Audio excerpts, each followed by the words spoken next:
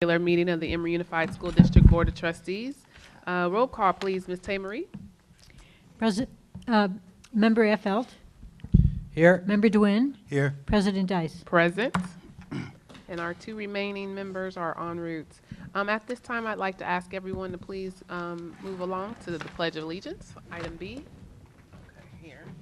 Uh-oh, if I can get up. Pledge of Allegiance To the flag of the United States of America and to the republic for which it stands, one nation, under God, indivisible, with liberty and justice for all. Thank you. All right, any changes foreseen this evening for the agenda? No changes. All right, I'll get a motion for the approval of the agenda. Move to approve the agenda. Second. Any objections? We'll move forward accordingly. This is now on to item D, public comment for any members of the public to address the board on items not on the agenda this evening. Seeing none, we'll now actually move into our closed session and follow with the report out immediately after.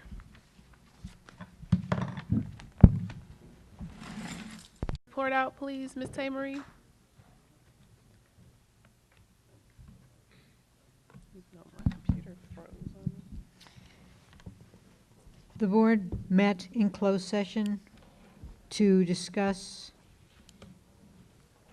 and give direction to the superintendent regarding negotiations with the California School Employees Association, and no actions were taken. Thank you, Ms. Emery. So we'll now move on to item G, reports of the member of CSEA, representative from ETA, student representatives report, superintendent's report. Good evening. I want to first just say thank you publicly to all the residents in Emeryville for their vote of confidence in the school district and in their passage of the extension of the parcel tax. And thank you to the teachers and the classified staff who did phone banking for us and called residents over the last several weeks of the campaign. I'm really ecstatic, of course, that we can continue to know that the schools are supported for the next 20 years with the parcel tax. So I think I mentioned to the board, but I want to also say, just mention publicly that recently I was back east with some of our teachers from the high school for the Yale Initiative, and I learned more detail about the experts that the teachers are working with at Yale and how beneficial that's been for their instruction, and to see that we have this partnership in this program I think is great, and I'm excited that Sarah Stillman and Miles Green and I were able to get back there, and that I was able to see with the other superintendents who were there. And so we had the CEO of Chicago Public Schools, we had I think one of the largest districts, I believe, Eastside Union High School District in San Jose, superintendent there, some superintendents from Delaware, and myself. To see this partnership in action and what it means for the teachers was gratifying.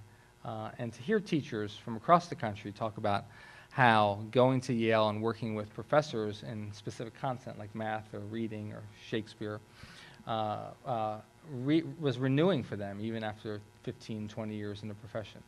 So I'm excited by this program, and I hope that we could eventually have our own local initiative here, maybe working with some local universities. So I promised some follow-up with the Yale staff and to the teachers that I went with, and so I just wanted to report out on that. You have in your hands, and I put some on the back table just in case, the shift that we're making in terms of our report card. It was kind of a hard push on us recently, but it's gratifying to me that we have something that's more aligned now to the Common Core standards, and that we, for the first time, in my knowledge, we have an online report card that teachers and multiple teachers can access online. So the art teacher can access all her students, while the primary teachers in the classroom are also putting their grades in without any conflict. And this is something the teachers, I think, were really begging for, that they wouldn't have to handwrite their comments anymore. They wouldn't have an individual Excel file that had to be sent or shared. And And so we've uploaded these Common Core-based report cards into our new Illuminate data system that we still have a lot of learning to do regarding, but this is a big move for us that I think is aligned with the Common Core training that we've been doing and takes us another step further into the right direction, I think. So I certainly wanted to report out on that. And I think that's everything I have this evening. All right. Thank you, Dr. Rubio. I would just echo, if I may, the opening comments about thanking the community for the support of the parcel tax, and note that of the 7 parcel taxes on ballots across the state for schools, our community supported our parcel tax at a higher level than any other community in the state at 85%. So I think that's really wonderful. Wow. Great. Well, that concludes my board president's report. That's what I was going to say too. But no, I think I just want to reiterate, I think it's absolutely powerful to know that this town is absolutely behind supporting students and families. And I think with the passage of the extension Measure K, and I still have signs if anybody wants any postcards or anything. Feel free, I have memorabilia for this event. Please see me. It's okay, it's all right. It's okay. But it has been an incredible month, and we do have a number of changes coming, and I do appreciate having been part of, championing for Measure K and all the support that we got, I think has been fabulous. And just seeing the election results and how that number keeps climbing. And I noticed that 85% the other night, and I was like, wow, this is great. So it's really a powerful moment. And I do feel that what we set out and what we've said in our polling and any questions people have asked is absolutely what every attempt is to do, and absolutely what the Oversight Committee will hold us to, and what this community is expecting. So I'm really excited about what we were able to do with the passage of the extension. So with that, I just want to move on. We now move on to item H, consent Madam calendar. Chair, Oh, sure. may I both apologize for interrupting your It's okay. thunder It's all and right. stealing that, It's all but right. also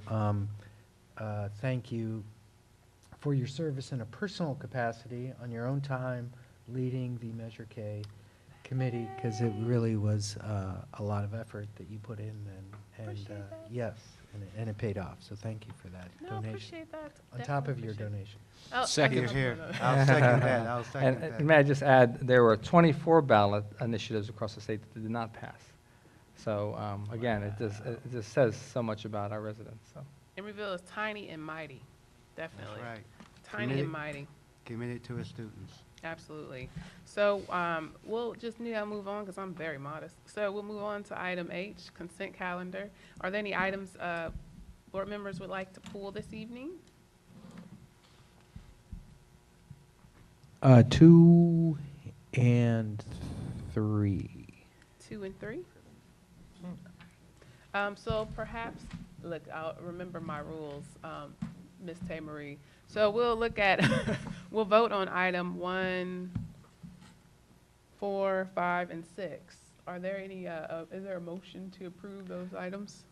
I move to approve the remaining consent items. I'll second. Smart move. Any objections? Roll call, please, Ms. Emery. Member Dwin? Yes. Member Pats? Yes. Vice President Affeld? Yes. President Dice? Yes, thank you. Item 2, personnel actions. I know where you put. Good evening. Good evening. Good evening, Mr. Harrell. I did have some questions about our 2 personnel actions.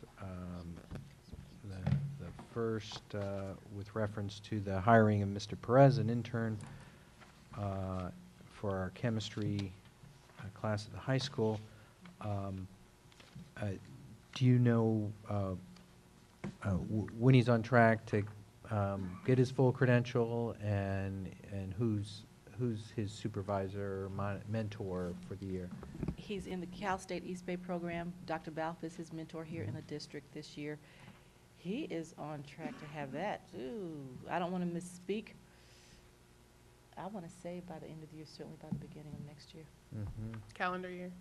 School year. School year. year. Beginning, okay. Could be sooner because I know he's taking he's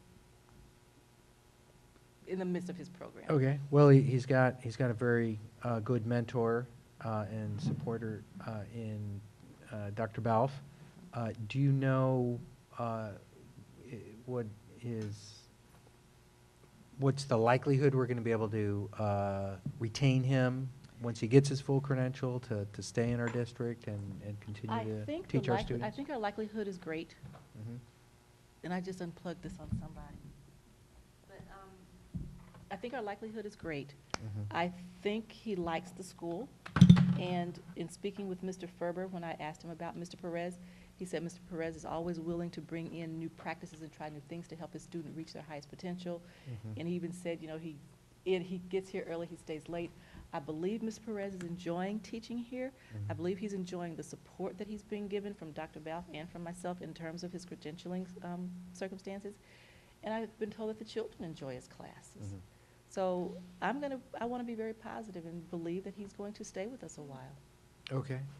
And he was to be here this evening, No. but I told him we would not be introducing him until about 6:45. Yeah. So we may see him walk by. We may still see him. Okay, good. Well, then I can put the question to him directly. But it is an investment that we're making in supporting his education and bring him in as an intern, not yet fully credentialed, and hopefully it will pay off and we'll be able to retain his services when he gets his full training completed. So thank you for that. My second question was, very sad to see Mrs. Jordan announce her resignation from our district at this time. My son very much enjoyed her class the last 2 years and benefited tremendously from her teaching.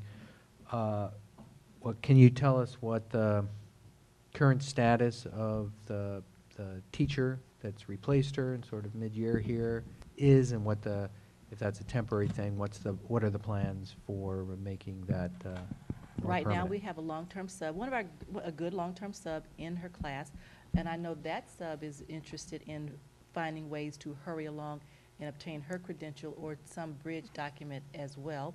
We have posted the position online with EdJoin, and I think I got like 11 applications today that Dr. Rubio will be reviewing, and we hope to fill that position in the near future with one of the applicants online or with the person who's worked in our district over the years and has a pretty good track record. Not a pretty good, has a good track record in our district and is doing well in that classroom as a sub right now.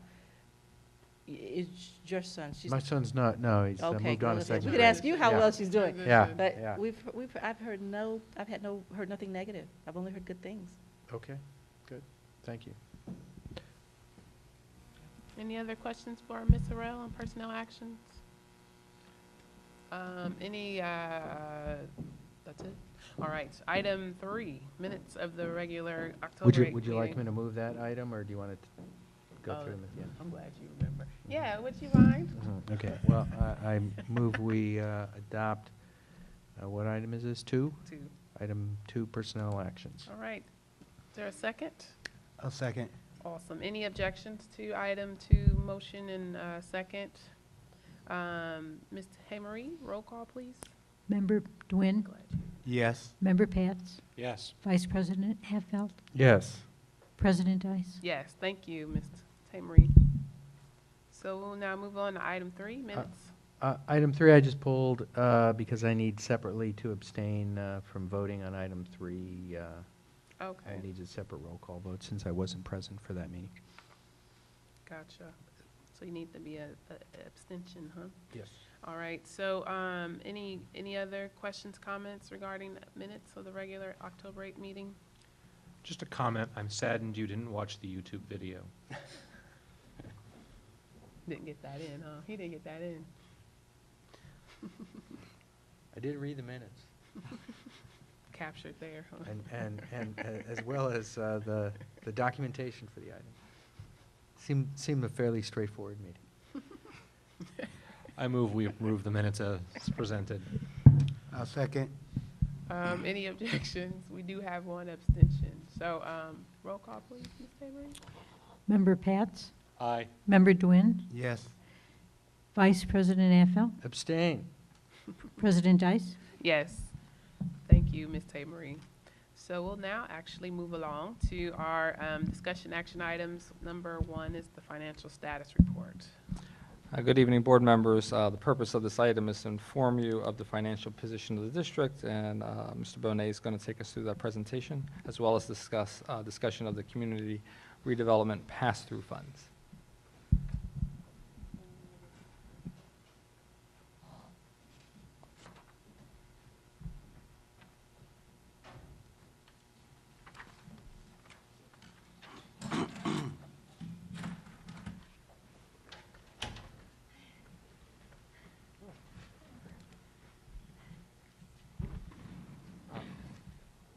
Mark, do you want me to lower that for you? I got it. Go ahead, you start.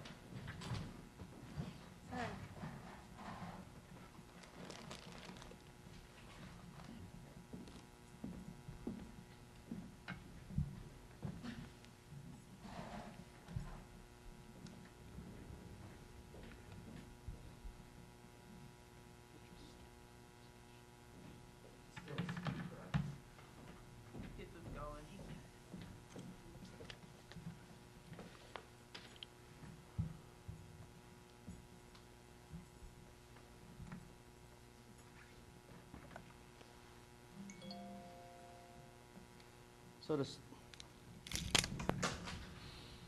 So to start with, you have your financial status report in front of you. Again, we're on track with our receiving of income and expenditures. And at this time, I'm going to ask if there are any questions with regard to the financial status report that you have. I do have a presentation regarding the public facilities loan agreement that I'm tying into the financial status report, but I'd like to answer any questions on the actual financial status report that you have in front of you first. I did have some questions about some of the funds toward the end, starting with the deferred maintenance.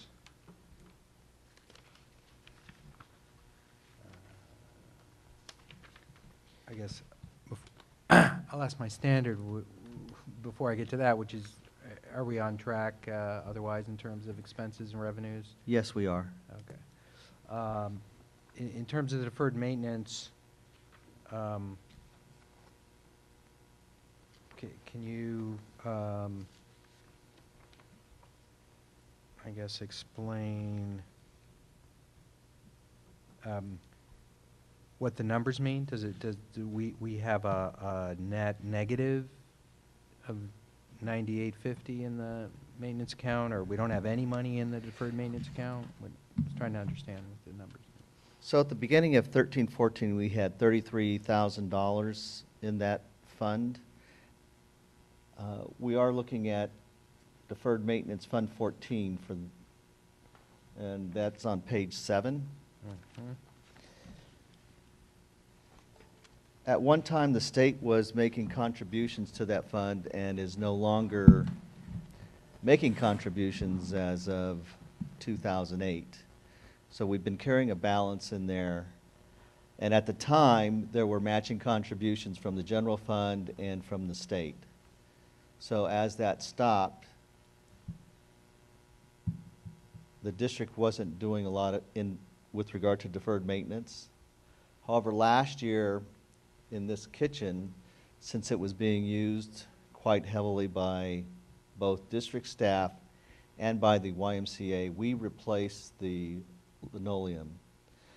The old floor tiles had some asbestos-containing materials that were starting to deteriorate, and they hadn't quite become airborne yet, but they were headed down that path.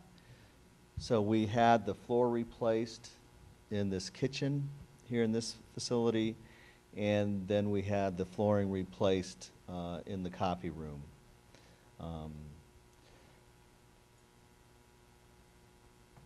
Right now, I don't think Ron has any plans for immediate deferred maintenance. We are looking at the lighting at Annie Yates and in this building, using the energy efficient dollars that we received last year. Other than that, we really don't have a plan in place for these funds at this time. Yeah, so we've If got. something goes out, we can use these funds with regard to fixing problems at Annie Yates. Yeah.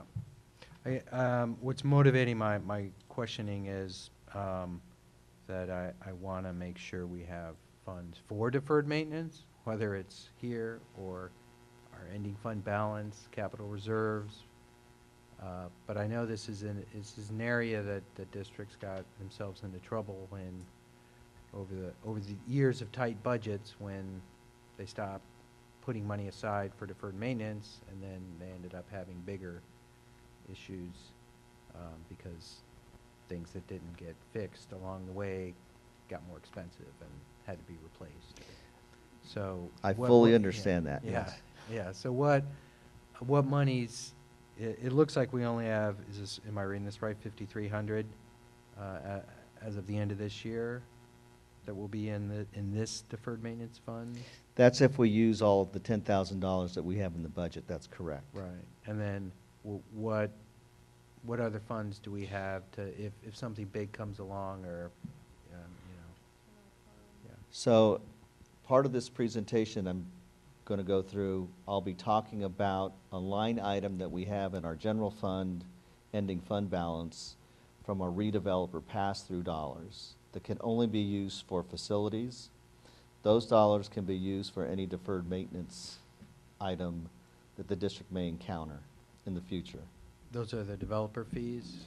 Or No, those this are- is that's the redevelop- 1.118 million.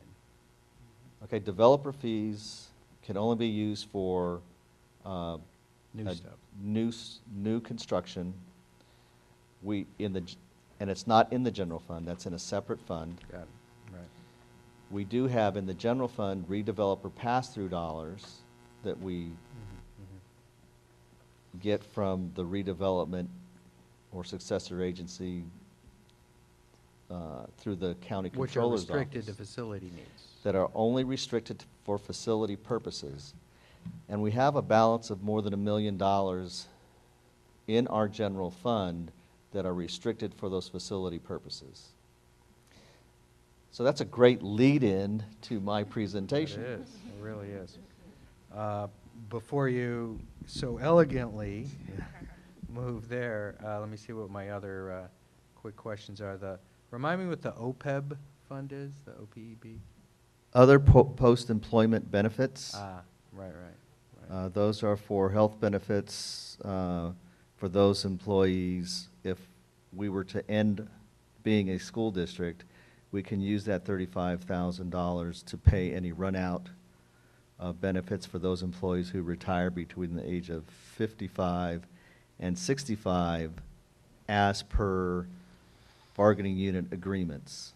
So you'll have the bargaining unit agreements, I believe you have to have worked 10 years or 15 years before you're eligible to get benefits if you retire before the age of 55. So it helps offset that.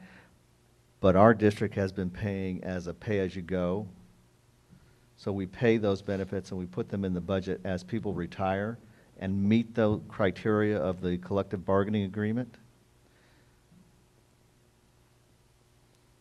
Okay, so we don't have a need for a big OPEB fund because we do pay as you go? We pay as you go, and we put that in the budget every year, yes. All right, finally, remind me the difference between the Capital Facilities 21 fund and the Capital Facilities 25 fund? On page Capital 9. Facilities 21 is strictly Measure J bond funds. and will soon incorporate a portion of the 21 million that the city will be giving us for the ECCL project. Fund 25 has two separate funding mechanisms, or has two separate funds in it right now. One is from developer fees, and the other is from a city MOU agreement. So there are funds sitting in Fund 25 that belong to developer fees and to the MOU agreement.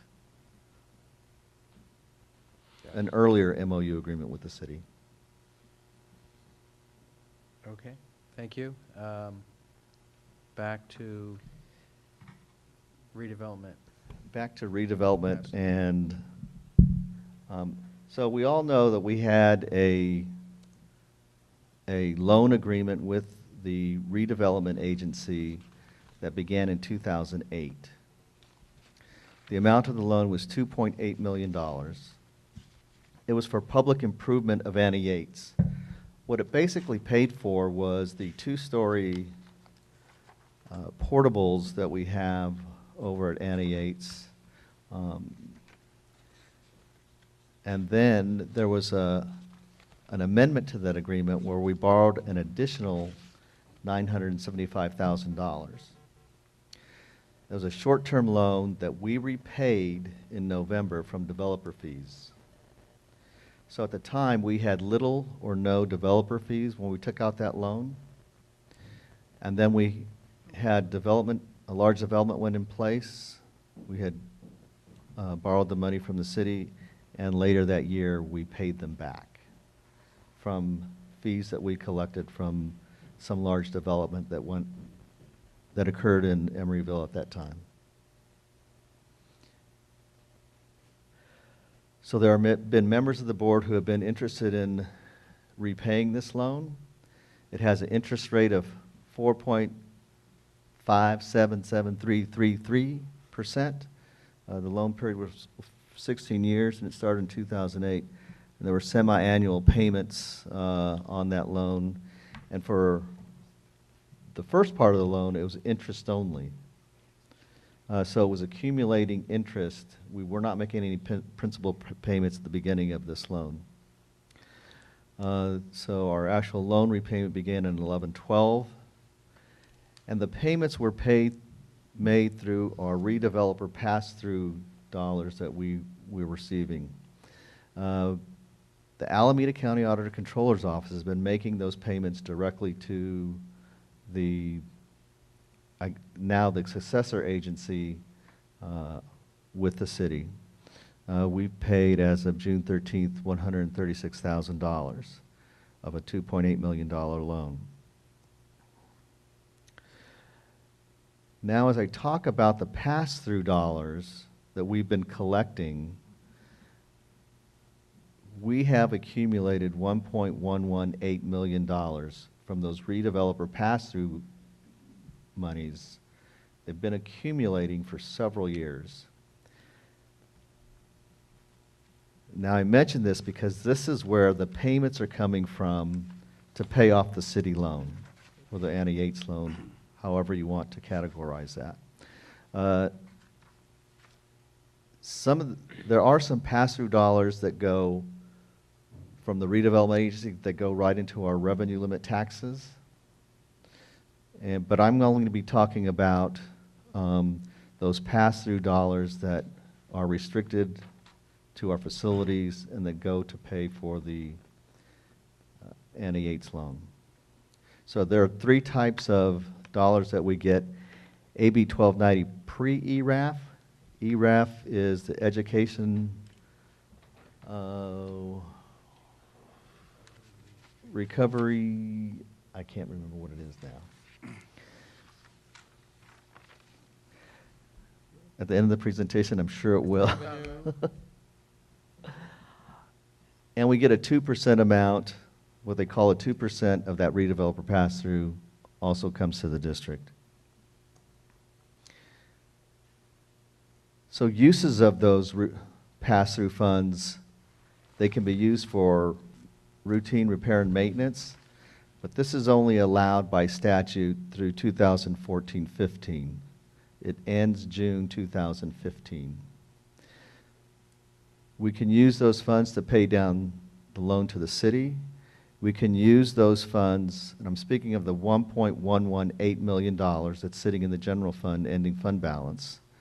We can use those funds for a facility reserve as required in the joint occupancy agreement with the city, because we have to allocate dollars to pay for ongoing maintenance of the facility, to replace things like carpet, flooring, degraded asphalt, HVAC, those big items.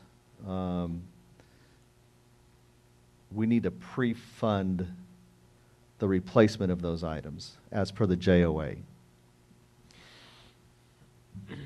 And all of these funds are restricted again for facility purposes, including deferred maintenance. Now, what I'm going to recommend to the board, and this is all the first go-round with this, so things are subject to change. I'd like to have the district use $147,000 and put it towards routine repair and maintenance as a one-time shot for this year, which would put $147,000 unrestricted general fund monies back available to the board for unrestricted purposes. Again, it's a one-time. And that 147 is what's already in the budget for this year? There's For maintenance and routine There's a repair. budget for routine repair and maintenance for 147,000 already in place. So we would take the facility restricted dollars that we can use for maintenance and routine repair for this 1 year and use it for that purpose. Instead of general fund money for the 147. That's correct. And then I'm recommending that we use 300,000 from the 1.118 million to go towards the RDA loan, and then use $1 million of developer fees towards the RDA loan. So making a one-time payment to the RDA loan of $1,300,000. If we do this towards the end of December or with our January payment, we can save approximately $500,000 of interest cost over the term of the loan.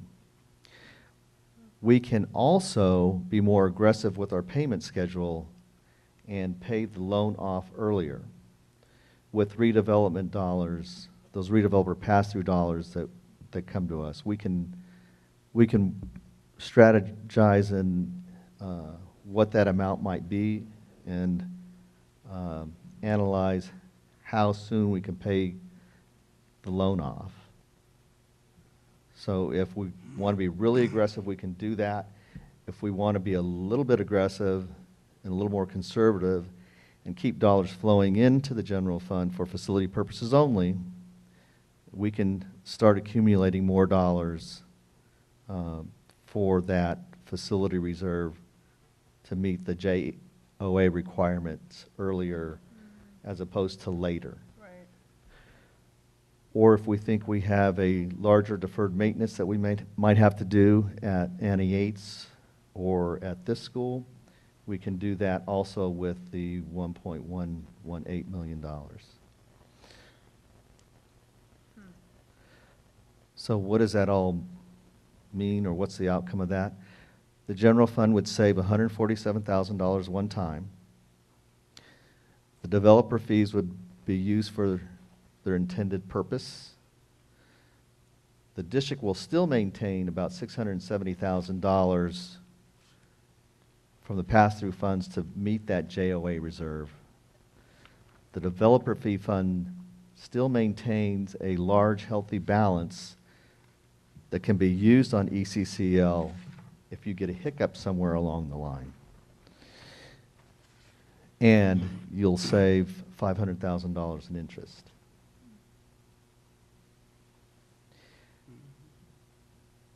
Or there are other imaginations that we can do with regard to paying, using developer fees, more developer fees, and paying the loan off a little sooner. And we would come back, like I said, this is a first shot informational item to the board. There is no, we're not asking the board for action at this time.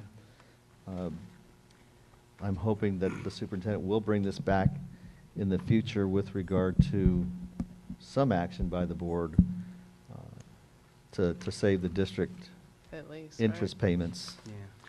And you have to use your developer fee funds anyway, and we need to start using them Right. pretty soon. Yeah, remind us, Use or they have lose. to be 5 used years. within 5 years. 5 5 years years. of Yes. being obtained. Yeah. Mhm. Can you go back one slide to the recommendations? Yeah, and we, just letting the rest of the board know, Member Dwin and I discussed this in the Finance Committee today with Mr. Bedan, Superintendent Rubio. And, yeah, as a first pass, it seems like the first bullet of using that,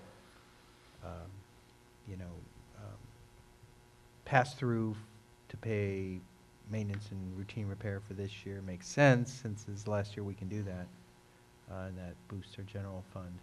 So that it makes our dollars more flexible. True. So that seems like a no-brainer.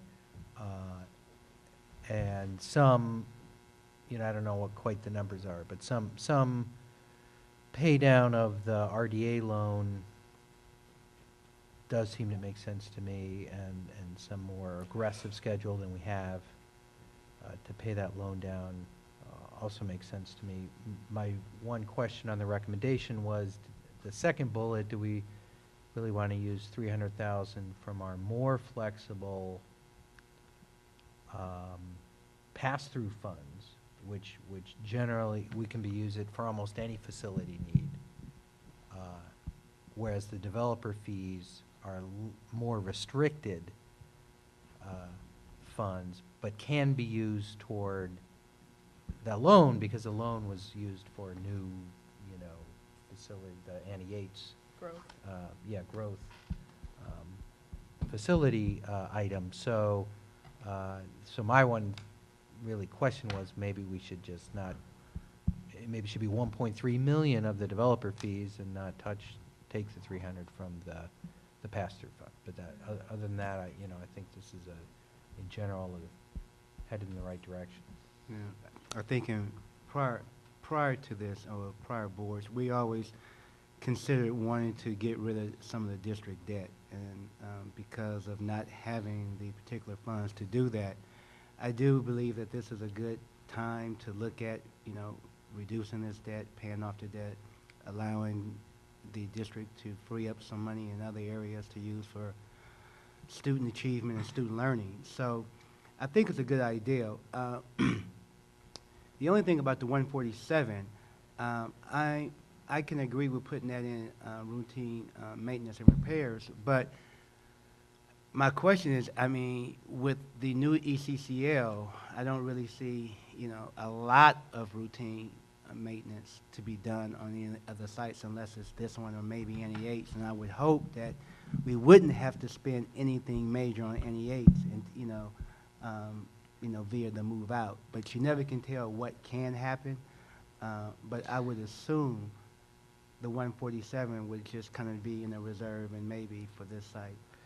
The 147 was going to pay part of our, we can pay maintenance salaries with this, so it was going to be used to make those payments, and for contracts that we currently have going for our routine repair and maintenance. So we are likely to spend that this year. That's correct. Okay.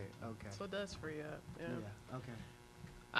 Well, I missed that. I just had a question. I think go ahead. I just wanted to interject one more piece. One of the reasons why this is coming to you now is because we do now have a firm contract with Turner that is all settled. We have the dollars for the construction of ECCL. I realize that we did make a few adjustments with regard to getting within our budget. But this is coming because we wanted to make sure we had enough dollars to meet the contract with Turner.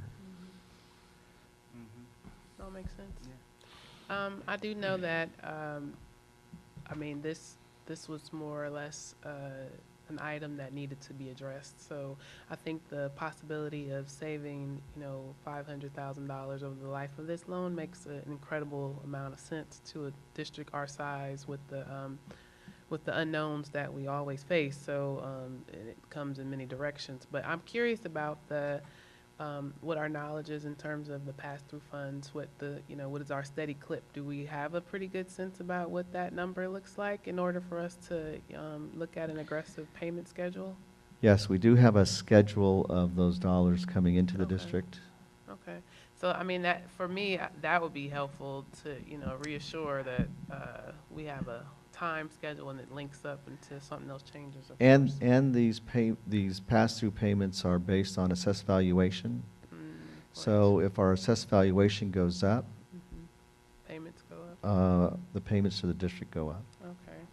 And the assessed valuations are those, I guess, what are those based on? Are those conservative estimates, or? I believe the conservative estimates that we used and received from the city when the loan went in place. Mhm.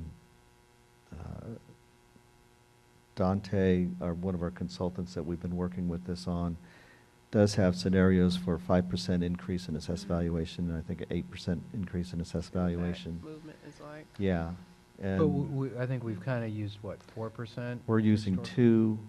I think 2% for these initial payments. I see, assuming a 2%. So Yeah. that's a fairly conservative. Yes, it is very conservative throughout the term of the loan and throughout the term of us receiving those redeveloper pass-throughs, because they do end at some point in time. Right. These aren't perpetual, Yeah. Oh, forever. Right, right, right. When do they end? Off the top of my head, I'm remembering 2032, 2035, something like that.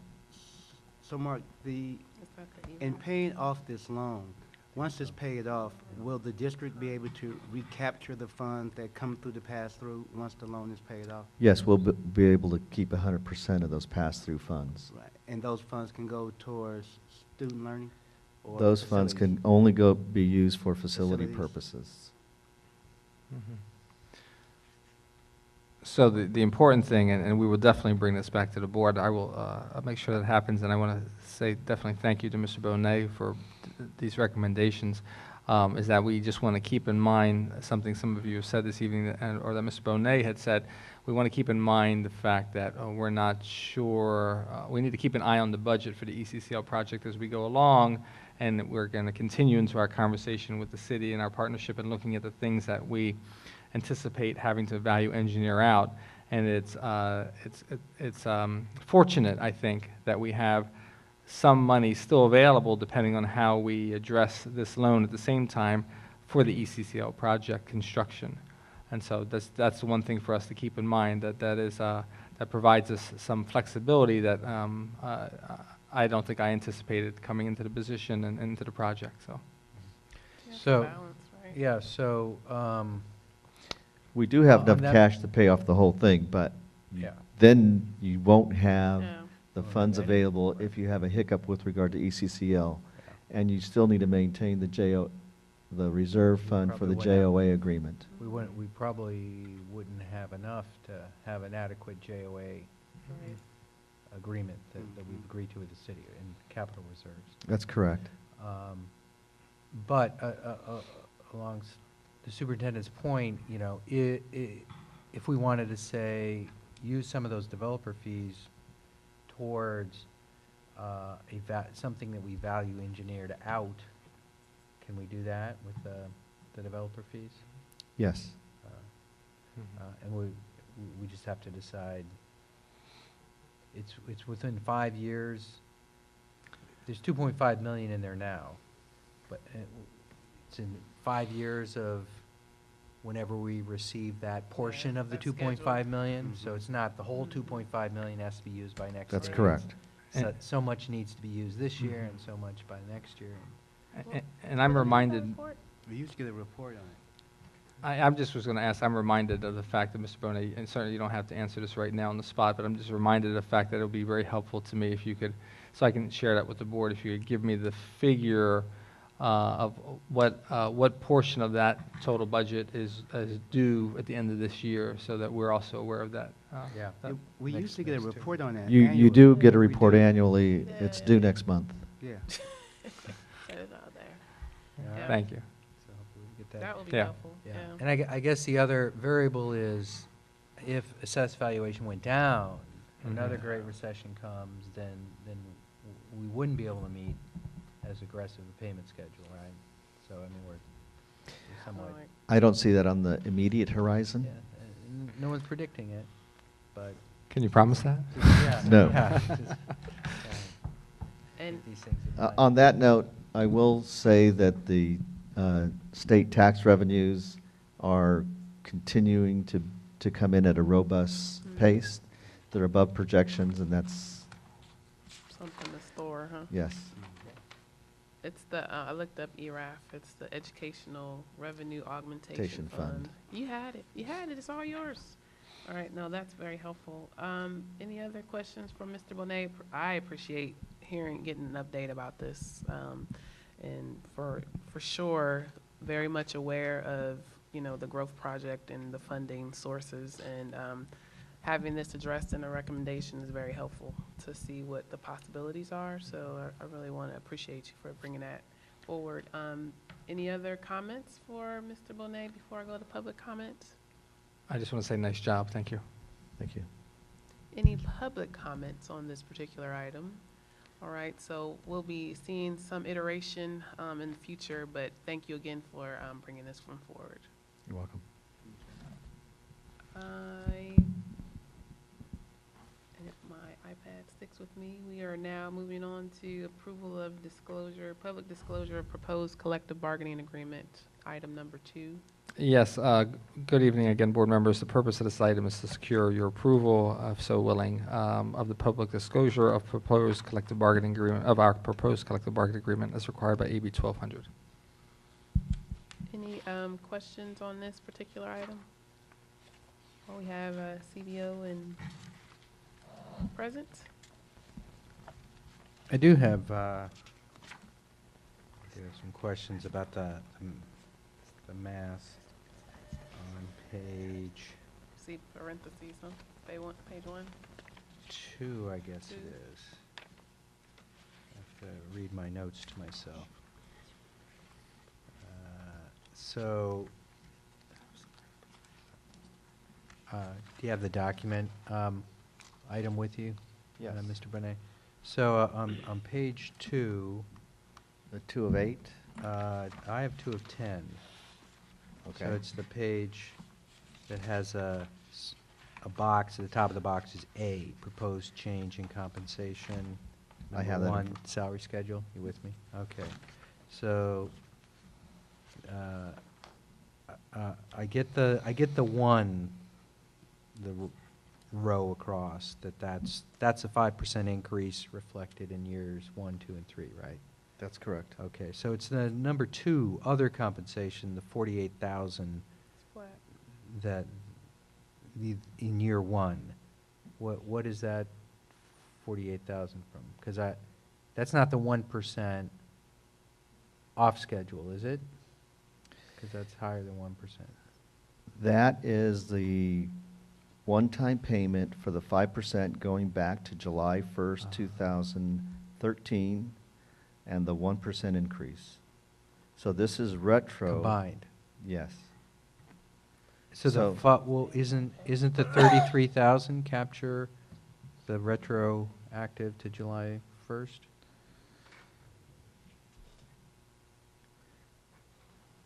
That begins this year in 2014-15. I see, so So the got it, yeah. 48,000 is So that's actually last year. 6% retro from Yeah. July 2013 through the end of 2014. Is it, Yeah, is the 1% applied to 14-15 salary or 13-14 salary? The reconstituted 13-14 salary. The reconstituted, the 1%. So you have to add the 5% on the in- 13-14. and then you do And then you 1% on add the top of that. 1% on top of that. Okay. And it's a And then- bit higher because we also had a higher payroll in 13-14. So I gotta pay those people back. Because, yeah, so we're paying people who aren't here anymore? Is That's that- right. Okay, and that's part of the agreement? Is I that believe so, how it yes. works?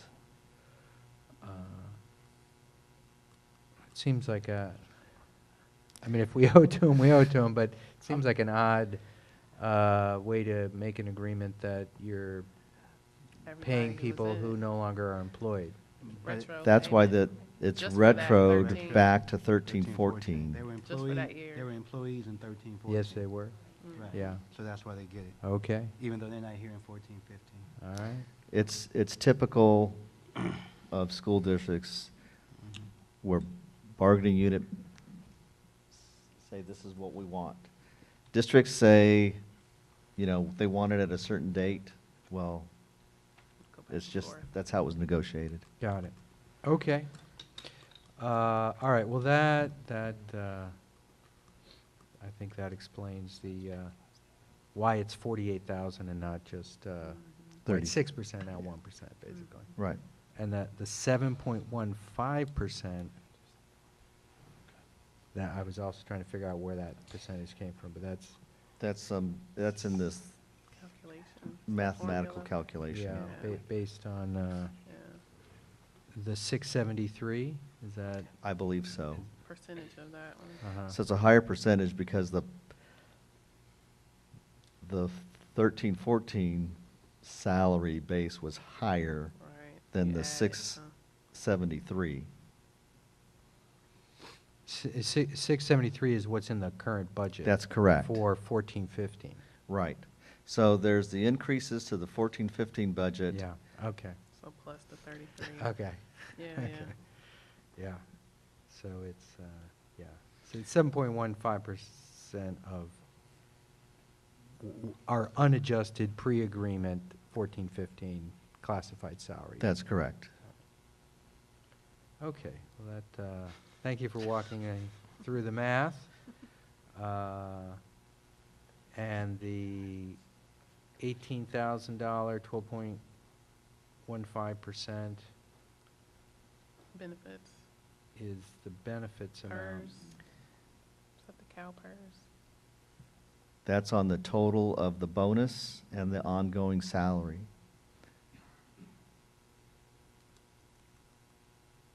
It's on the 154, right? Yes. Mm-hmm. So that, Oh, not on the 154. It's on the 33 and the 48. yeah, so the, Right. and explain to me why that, again, because a lot of this is front-loaded, I'm sure. But in year one, it's 18,000. In years 2 and 3, it's, 7,800. Because we're increasing the 5% for this fiscal year, and then we're going back and paying the, We're having paying to them pay the the benefits fixed as cost. well, retroactively. That's correct. For, okay. And Okay. may I just ask, Mr. Bonet, just for clarification, so the year one column is that 13-14 or 14-15 on here? That's 14-15. So all these payments come out of the 14-15 year budget. So year one is 14-15, year two is 15-16, year three is 16-17. Okay. And the 48,000 plus the fixed cost in line 3 are retro back to July 1, 2013. And the source of this is $100,000 total to pay for this agreement is just our general ending fund balance. Yes. It's in essence, our unrestricted base revenues. Yes, and we did receive a small amount of COLA last year that will go on to help pay for this. COLA from the state, you're That's saying? correct. Mhm. A small amount this year, which still has to be negotiated, but last year we received a little more than 2% ongoing revenues. Mhm. Okay. We're not designating any supplemental or concentration LCFF funds to pay for No. for this. Great. Okay. Those are my questions, Madam Chair. All right, any other questions from board members on AB 1200? Any public comment on AB 1200? Back to the board for action this evening. I move we approve the certification of the district's ability to meet the cost of collective bargaining agreement. Is there a second? Second. Any objections? Thank you. Roll call, please, Ms. Emery. Member Ash? Yes. Member Dwin? Yes. Member Pats? Yes. Vice President Affelt? Aye. President Dice? Yes. Thank you. Thank you, Mr. Bonet, for providing that additional information.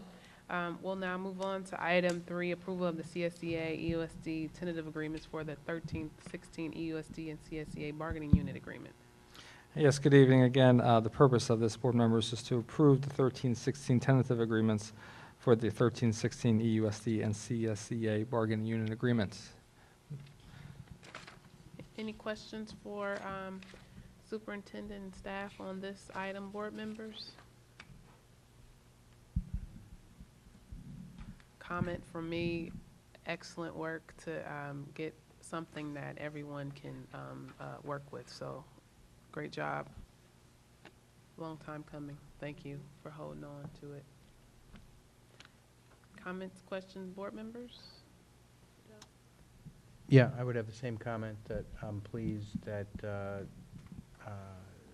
staff and CSEA were able to work something out and bring to the board a unified agreement that, you know, fairly compensates our classified staff and you know, addresses the you know, student and district needs as well at the same time. I would add that, you know, although we still have a number of ongoing budget issues to resolve in our structural deficit, that I'm very happy that we're able to do this for our classified group. So thank you. Great job. Any public comment on this particular item? Back to the board for action. That's my prompt to you guys. Well, I move we approve the agreement between the Emery Unified School District and the CSEA Chapter 559. A second. Any objections? Roll call, please. Member Ash? Yes. Member Dwin? Yes. Member Pats? Aye. Vice President Affelt? Yes. President Dice? Yes. Thank you. Question, when will it be ratified, or has it already all done?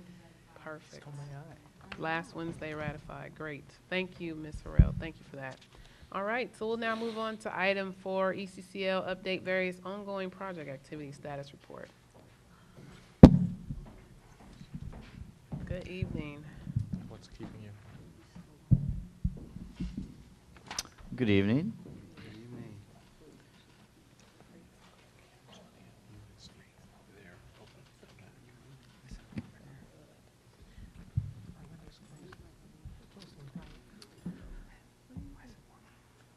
Okay, good evening. The first item, the next item on the agenda is the ECCL update. Like I had mentioned, I'd like to give the board once a month a more in-depth, maybe 10, 15-minute update on the project status as we move forward. First thing is soil remediation closeout. We've had a lot of progress since the last board update. DTSC, if you recall, the last time I talked to the board, we had In the report data that went to the DTSC, the Department of Toxic Department of Toxic Substance Control of the state of California, there had been an anticipated discovery of some motor oil in their Building A at the corner of 53rd and San Pablo. In order to do that, we were going to be held up, and I'll explain more in detail about how that works, for up to 2 to 3 months, because that was not anticipated. There are a number of remediation things we had to do to kind of sort that out. Working with DTSC and our consultant in Moore, we were able to split the report into 2, submit a report for what's called AOC 1 through AOC 5. AOC, there's 6 zones on the site. To approve AOC 1 through 5, so we could proceed with grading. On October 27th, we received the partial site approval, which is why we were able to start grading last week. And then the idea is that we'll submit AOC 6, which is the Building A area, at a later date. So that's why you've been able to see grading large equipment out there moving dirt around again, because we got that partial site approval. So I want to commend Ninian Moore and also Jose Lovono of the DTSC for doing quick work, something that could have taken up to 3 months. They turned that around in about 2 weeks. So AOC 6, Building A area, we've resequenced the work around Building A. If you went on site, you'd notice that corner is not being graded. It's kind of everything else is being graded with a separate approval for the Building A site. And when they would discover these things, what DTSC required, we do 3 rounds of testing 30 days apart. So 1 round, another round, and we did our 3rd round last week. What they look for is they're looking for to see if the source of the oil is sort of like seeping across San Pablo, or if it's just localized, because we dug their dirt out and we put test wells in and we test it. Good news, the testing, the amount of substance is decreased with each test. We did our last rounding of tests last week. We've confirmed, Ninian Moore's confirmed with DTSC that it's a local source, which means we will not need to go the more detailed route with what we do there. If we had a source, a continuous source of motor oil, we have to put a vapor barrier under the building, test wells, hire a monitoring company to test the wells, approve that all to DTSC, and approve all that by DTSC before we can proceed. We will not need to do that, so we anticipate having approval for AOC 6 in early December. It's also good news because a vapor barrier would be about $100,000 added cost. We don't have to do any of that, and we just received that information last week. So if this all goes to plan, early December, we'll be completely done and approved with our DTSC approval. And also that schedule allows us to finish grading work, kind of come back around, do Building A while we're starting site utility work, and come back and finish Building A. So there wouldn't be any impact to the schedule because Building A is not on the critical path for the high school opening, for example. So design and construction update. Building E abatement, the gym is now complete. Actually, all the abatement's complete. Interior demolition is almost complete. So that's good news. So that's another unforeseen thing out of the way that we got all that. We just had some, there were no surprises in terms of the amount of abatement we needed to do. Grading work is in full progress, and steel fabrication is in progress. Our first batch of anchor bolts for Building E is going to be arriving next week, and they'll start doing the seismic upgrade of Building E. I'm sorry. There's some design activities still. Pool design, we had a lengthy meeting this morning with the pool consultant to get all the review comments from the city and the district on the pool design. We have a coordination meeting Friday with all the engineers, and the plan is to have our pool drawings complete by early January so we can submit that to DSA for a review, bid out the work with some alternates to get pricing on that work. The schedule requires us to start construction of the pool in March so we can finish by August when the Building E of the gym will be complete.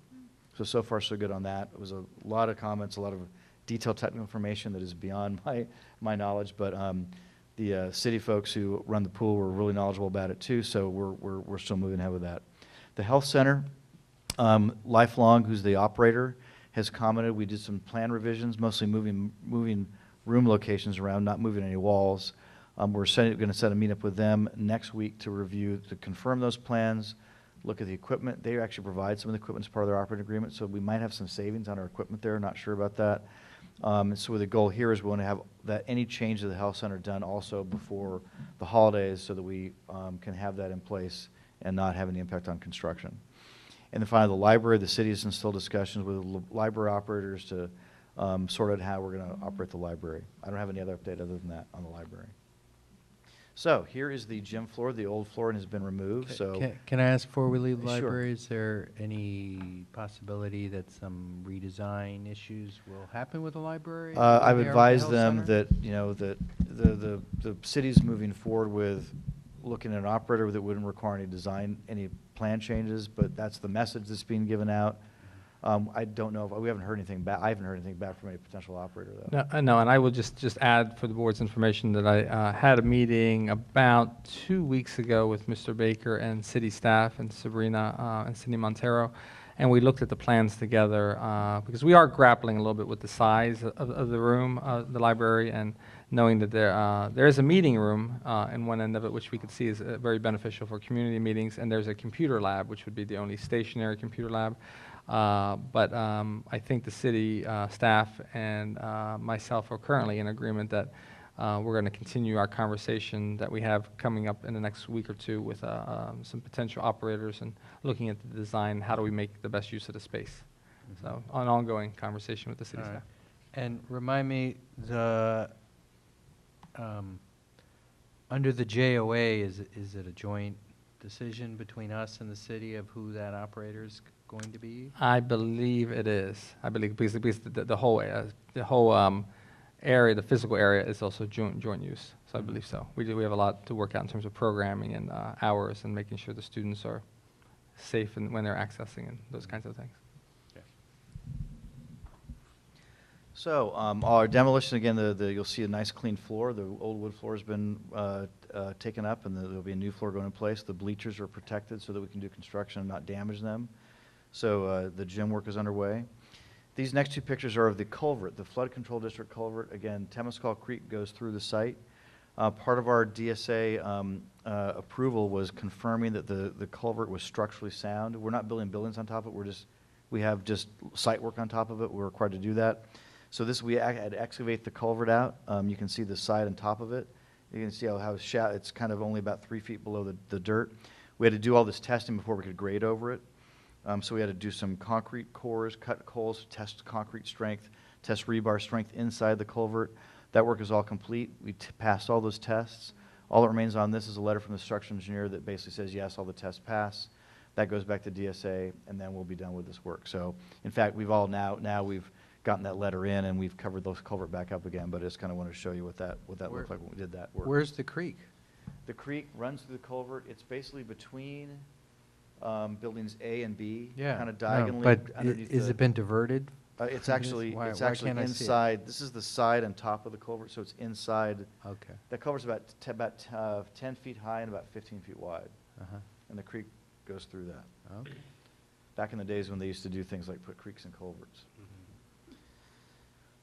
So grading. So we've been grading out there for about a week and a half. This shows the equipment. O.C. Jones is the grading contractor. They mobilized their equipment, did staking out there. They've got their water tank out there for dust control, so they can spray water on the site to no dust. You can see that they did all their staking. Started working.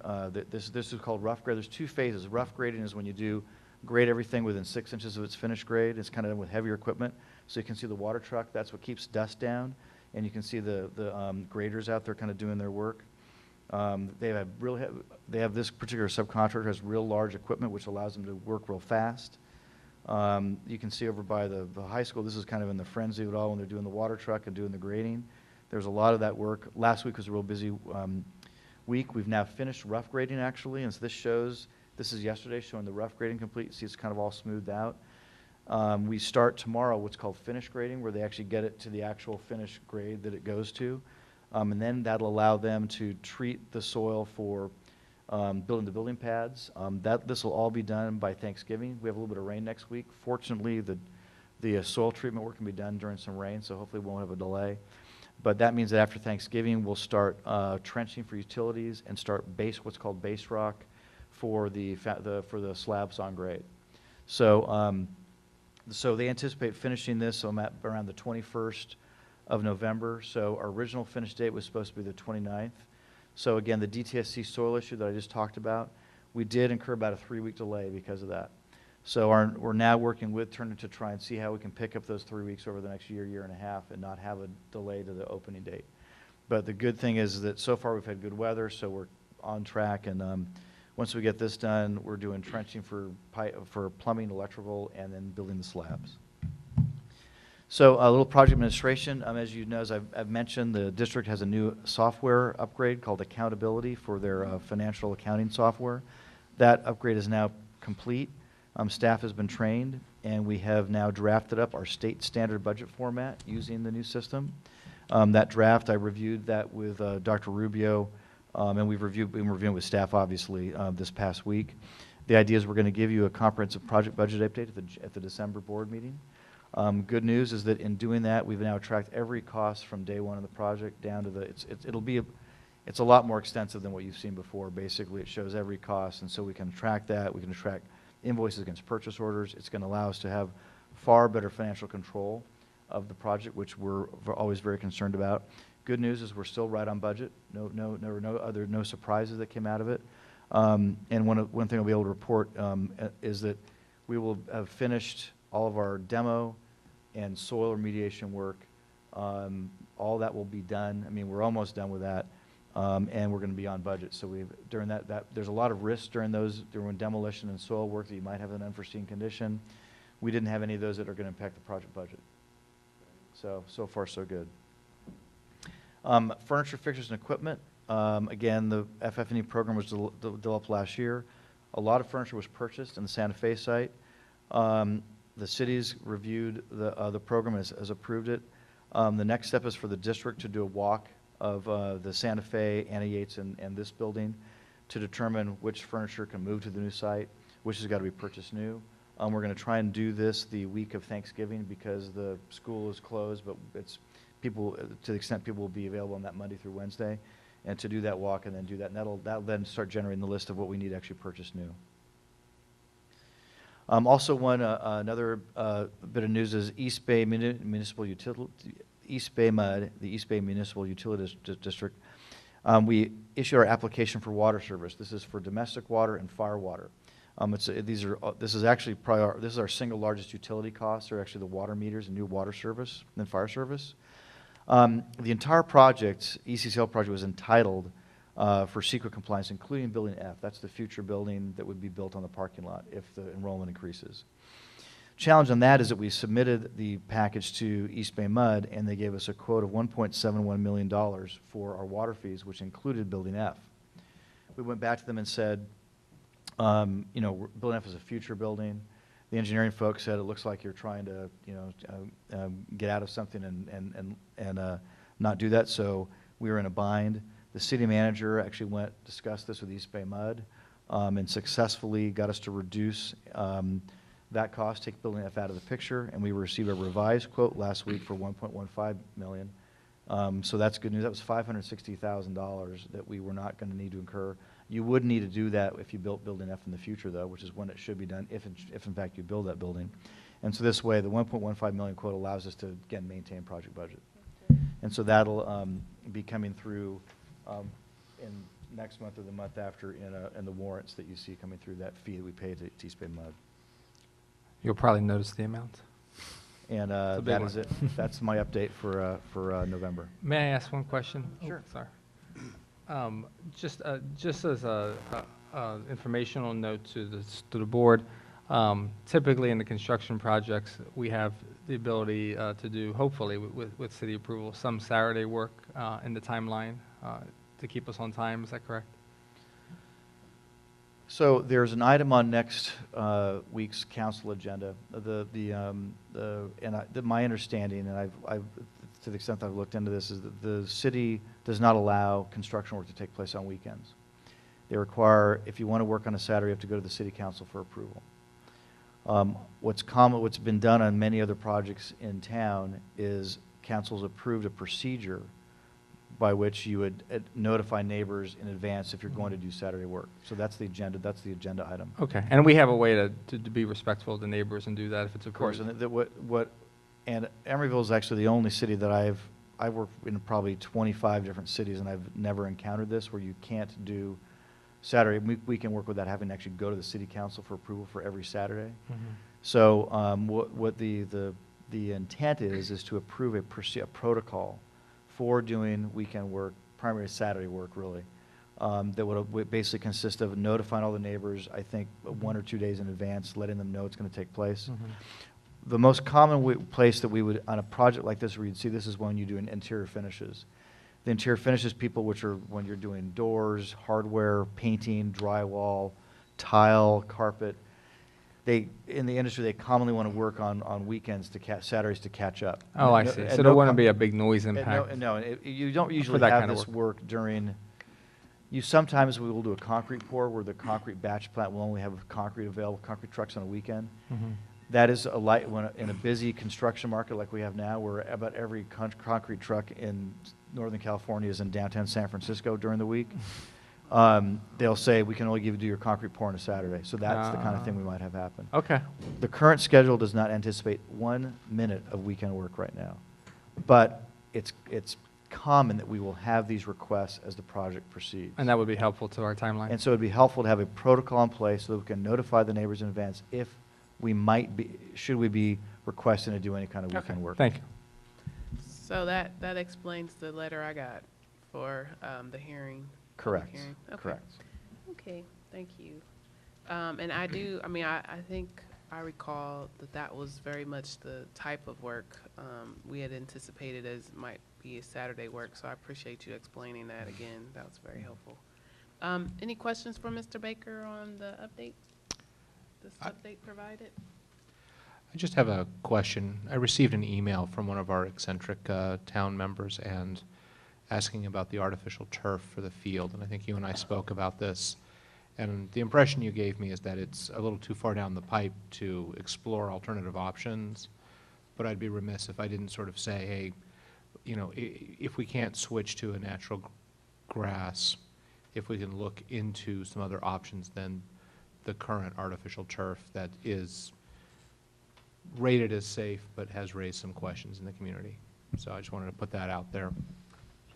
So the impacts now, as you can see, we finished rough grading. We're about going to finish grading next week. So we're grading down to the point at which you actually put what's called base rock or big heavy gravel and below the synthetic turf, which requires a big deep layer of synthetic of that.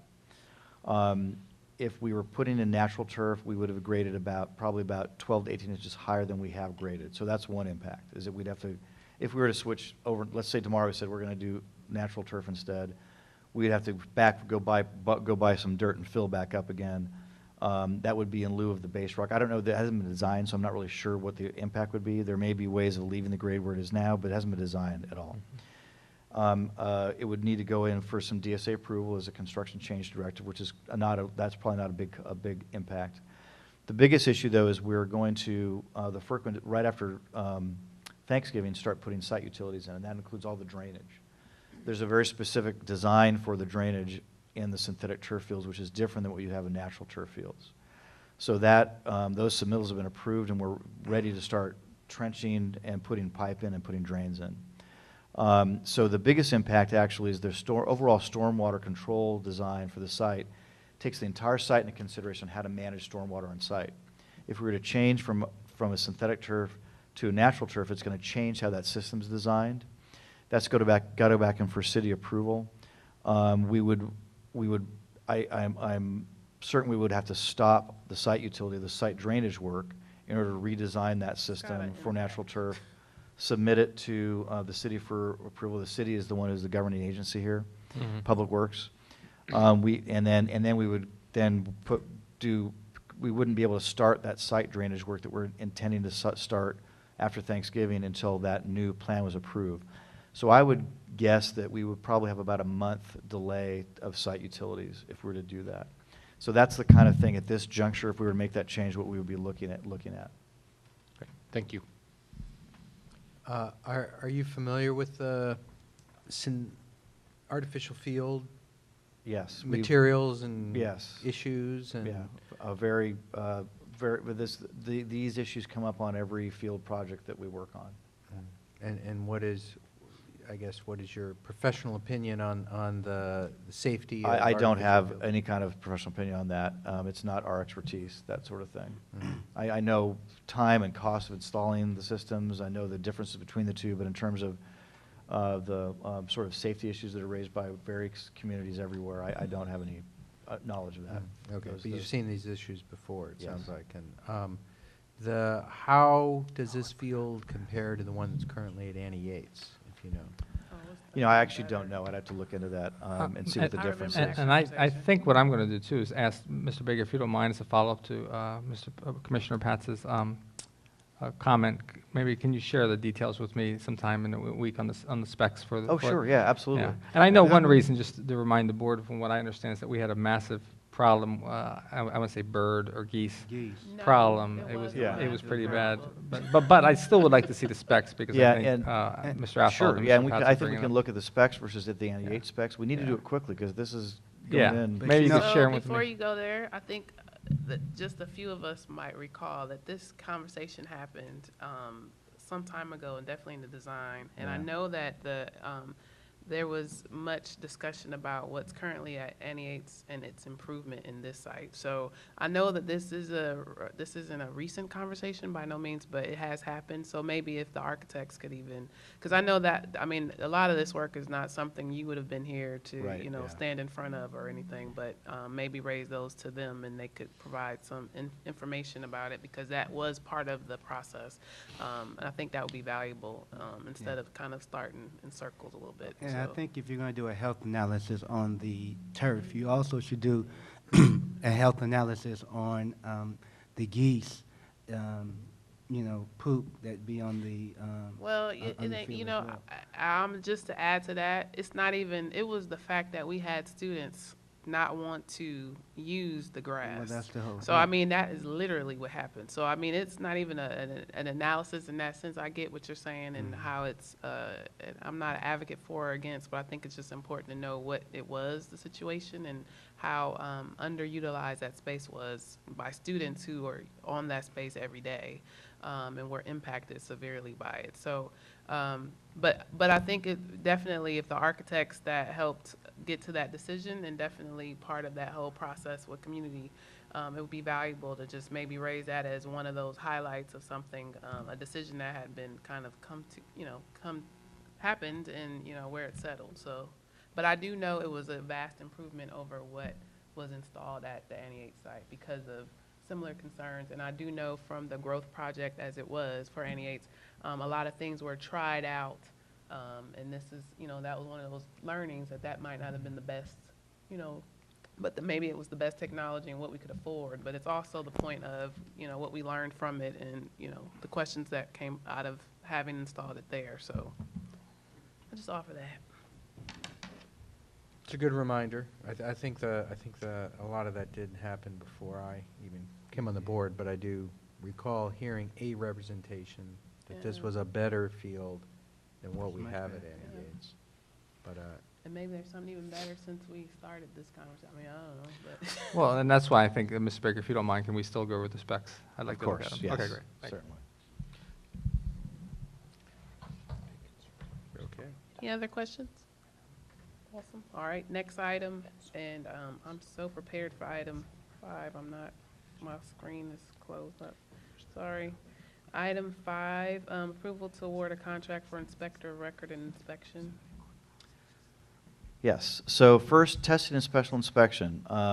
This is materials testing and special construction inspections as specified by the architects and engineers. This is things like when we actually saw the culvert testing, concrete strength testing, welding testing is when they're doing steel fabrication in the shop, they make sure that it's being fabricated correctly. This is technical, sort of scientific testing, if you will, as specified. The request for proposals was reissued, as I've reported to the board a couple times, of how that process is unfolded on October 6th. It was reissued with specific evaluation criteria which aligned with the original RFP. 8 proposals were received on October 17th. They were evaluated by our team and the architect and engineering team, DSK and their consultants. The recommendation is to award the contract for testing and special inspection consultant to Consolidated Engineering Laboratories. They were the second lowest fee of the 8 proposers, and they scored the highest in capacity to perform the work. That's availability of local people to do the work. Quality of key personnel, that's the qualifications of the people doing the work. and relevant experience, the numbers of schools and similar type of work that they have done. And there's two of these, I think they're separate votes, but I will, similarly, Inspector of Record. The state, these are the state field inspectors of the Division of State Architects. They're procured by the district, but they actually are really the state inspectors in the field. And they review work daily for permit and code compliance. So this is a different kind of inspection than the folks doing technical testing. Again, the request for proposals were reissued on October 6th. Had specific evaluation criteria aligning with the original RFP. 7 proposals were received on the 17th. They were evaluated by our team and the architect engineering team. The recommendation is to award the contract to TYR Incorporated. They have the lowest fee of the 7 proposers and also scored the highest in capacity to perform the work, which is availability of local staff to do the work. Quality of key personnel, which is the resume of those folks who are going to be doing the inspection, and also relevant experience on similar school projects. Any questions for Mr. Baker? And I don't think my microphone's on. Sorry. Any questions for Mr. Baker on the two proposals? Excuse me, two proposals, recommendations. I have more of a comment than a question. So I was troubled the first time this came up, and Mr. Baker and I spoke about this, and I still have some misgivings about the overall process. I don't like the answer that sort of we did it wrong the first time, and now we're stuck with that, which, if I'm summarizing our conversation, was sort of the process. I think it's really important going forward as we put things out for bid, we really focus in on our core values. Looking at the Measure J, you talked about being local. And I think when we weight something, we need to weight local in that evaluation process, because I think that's critical. And I also, I want to see more diversity, and I want to value diversity when we get proposals. And so I want to make sure that going forward, when we put things out for bid, we don't have a lot to go out to bid at this point, but I think it's really critical that we put those in the evaluation criteria, because I think that's, as a board, as a district, those are two things that we keep telling the community we value, and to put out a proposal without those in there, just, availability of things and Well, I those think- just prevent, That's why you have. yeah, so, thank you. To Dr. Pat's comment, I believe that's why we had the community benefit agreement, so that, those issues can be addressed and they could be brought forward to the board and the community to show, those particular elements. So, and it's my belief that Turner will be coming with CBA updates periodically, for the board review. Yeah. Would this So be the different CBA, than, the CBA, Turner is required, the community benefit agreement Is different. governs Turner's Yeah. and their subcontractractors. Right. But These this is a little consultants bit are different. professional Right, services by the right. district, so they're actually not that, I think Board Member Pat's comments are excellent, and I'd be happy to work with the board and any future Yeah. procurements and what our criteria might be.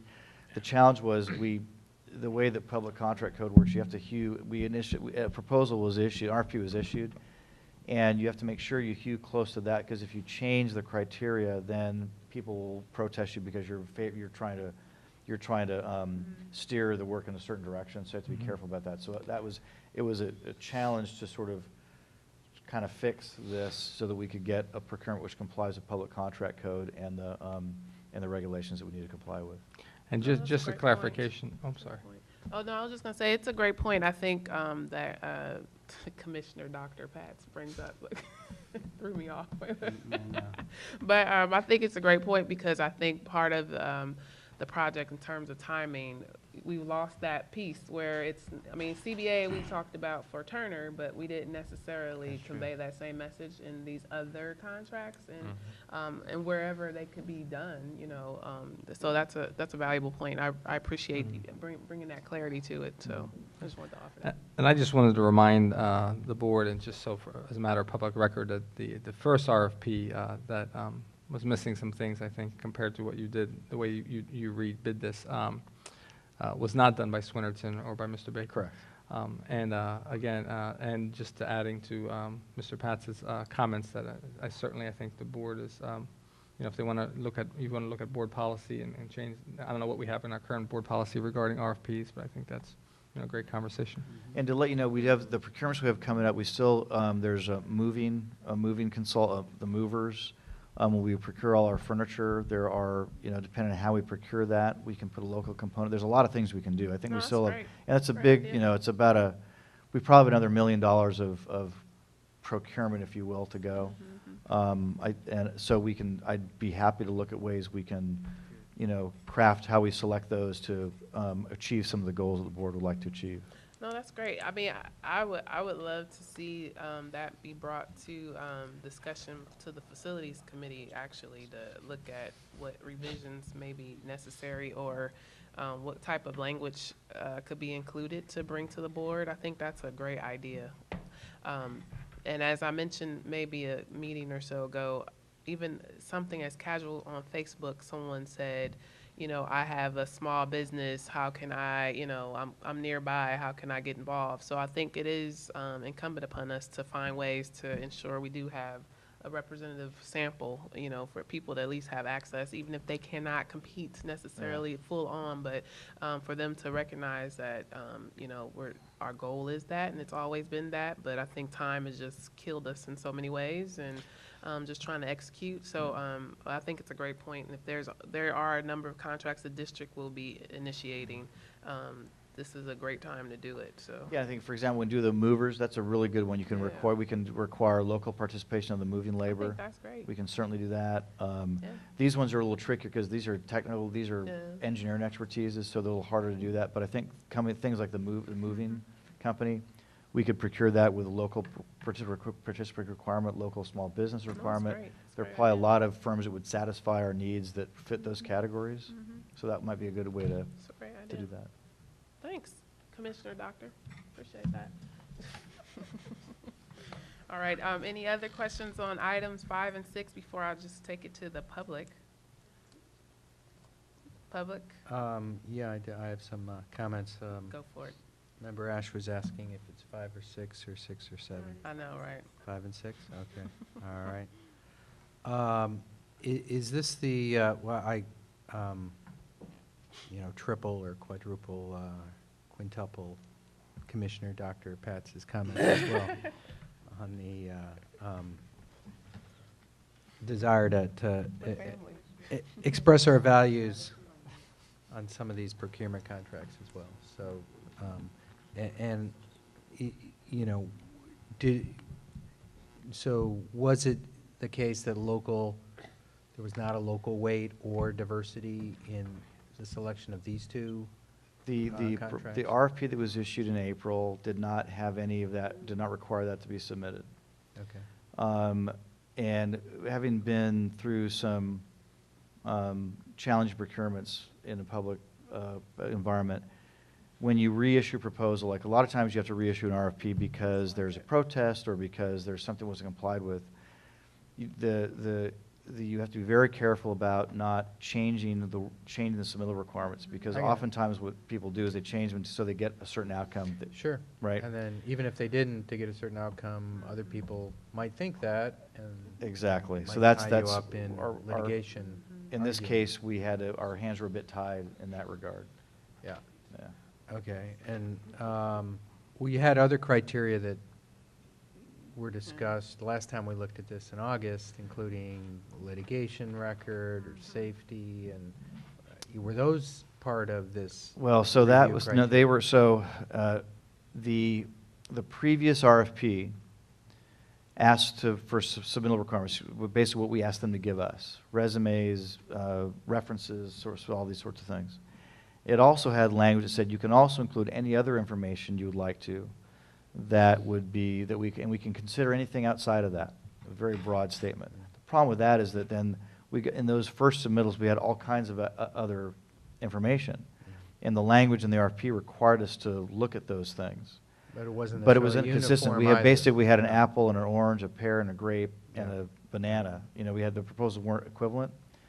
So we tried to basically expand our criteria to everything that was submitted and kind of grade people on that. But that's exactly why we got the, a firm protest that's saying, hey, you know, We didn't know that safety was going to be a Mhm. consideration, Mm. because other submitters submitted safety, said, here's how great our safety is. So we were going to get a protest because of the inconsistency. And it wasn't, it was a real problematic RFP. Perhaps in hindsight, we should have just said, wait, we can't even evaluate this, let's just reissue it and not even go there. But, you know, we were trying to maintain the spirit of that RFP, and it wasn't, it was, in the end of the day, it wasn't going to work. And so we had to reissue it, but be very careful about how we reissued it. All right. And do you have any feedback from the RFP participants at this point to indicate? In fact, actually, everyone said that they were pleased the way that we conducted it. Okay. Is this up for approval tonight? Absolutely. Timing is of the essence. Yes. Has this been reviewed by the facility It committee? Okay. And it still goes to the city, still. It still goes, it'll And be on the with city. consent calendar. I want to point out one more thing, I forgot my next slide. Another bit of good news is that the budget, now you'll see again, this is the budget that was included in the, at the time that the JOA was approved and the Turner contract, is our cost to complete for these services was $1,210,306. The total value of these two contracts is $649,948, so it's a savings over $500,000, which is great news because that's savings to the project. And when we close out our demo and soil work and all the work we've done to date, we'll be able to do that without even going into the project contingency. So we're going to have our entire contingency after having finished all the demo and soil work. And just for, I think I recall from the committee meeting actually was the statement that we are in a position to know so much more about the Right, project than right, when the right. initial RFP went out in terms of the budget numbers. and Right, so all the, everything you as know, when you do demolition and earthwork, there's a lot of unknowns you can uncover.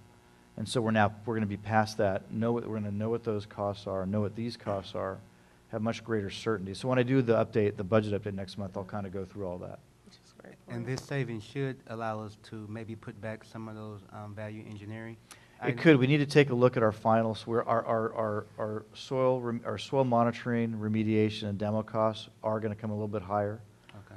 So this will allow us to absorb those without needing to go into contingency.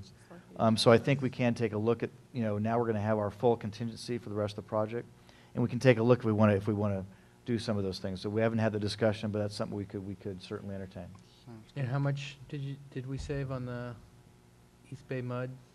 Well, East Bay Mud wasn't a savings; it was avoiding additional costs that we didn't. About five. But I Have thought mud- that have wasn't budget in the for it. budget? So the news there was that we would have taken the hit of $560,000 that's not in the budget. Okay. We avoided that. All right, but we only had in the budget, though, 1 point. Yeah, our total,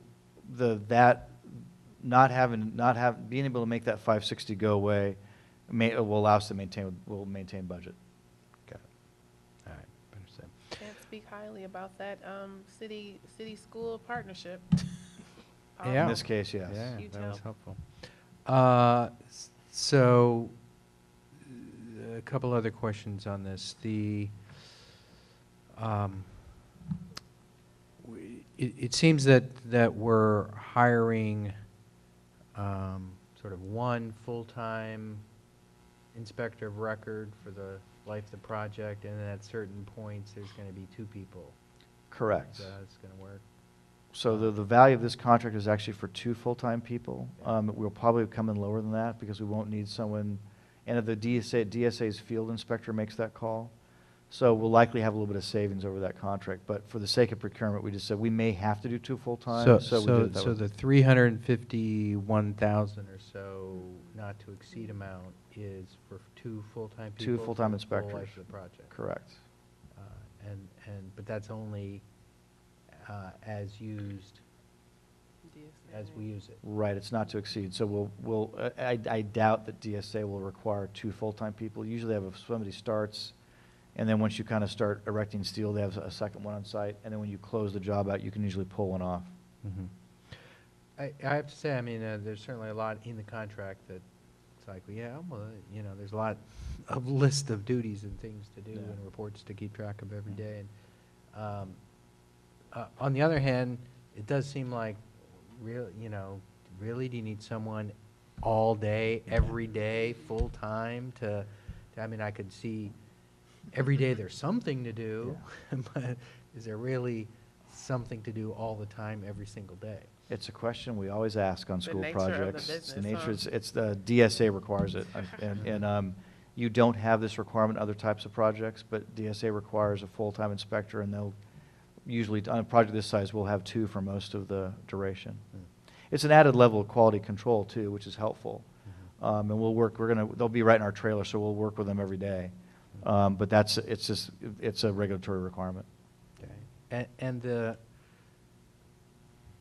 actual contract is with a firm? Yes, it will be a company who then who has staff who provide these. But these staff, are they state employees? No, they're employees of the company, but they're certified by the state. Okay. All right, so it's not an independent contractor that's working for us, it's a company that we are hiring. But who it's an has independent employees. contractor, independent contract. Yes. You know, it's consulting services with a company, but these are DSA certified inspectors. And the DSA is required they need to be submitted and signed off on, so they need to have those certifications, which was part of the proposal submittal requirements. Got it. But in any circumstance, we're not gonna pay any more than $351,000. No, not for I would. All of the inspection to be done for the whole project. Right, for the DSA inspection, Yeah, correct. even correct. if things happen that they don't foresee. The only reason that could be higher is if they do require 2 full-time inspectors and the project schedule is extended for some reason. Other than that, though, I anticipate that this will come in somewhat less than that amount. Time is a factor. So the 351 is tied to the current anticipated. Correct. project It's schedule. for, I think it's November 1st through June 30th of 2016. However, that's the duration we asked for. Okay, but if we go beyond that, and they're working all that time, Right. then we might have to exceed Mhm. that. No, they're part-time. Right. Yeah, well, if things are suspended Yeah. for weather or Let's say we whatever, decided to add building F for some reason halfway Yeah. through the project or something. You know, there's other things that would Right, happen, right, but right. Yeah, as currently anticipated. And then, that June 30th date, the last 3 months of that, the last are closeout, so we probably wouldn't have had inspection.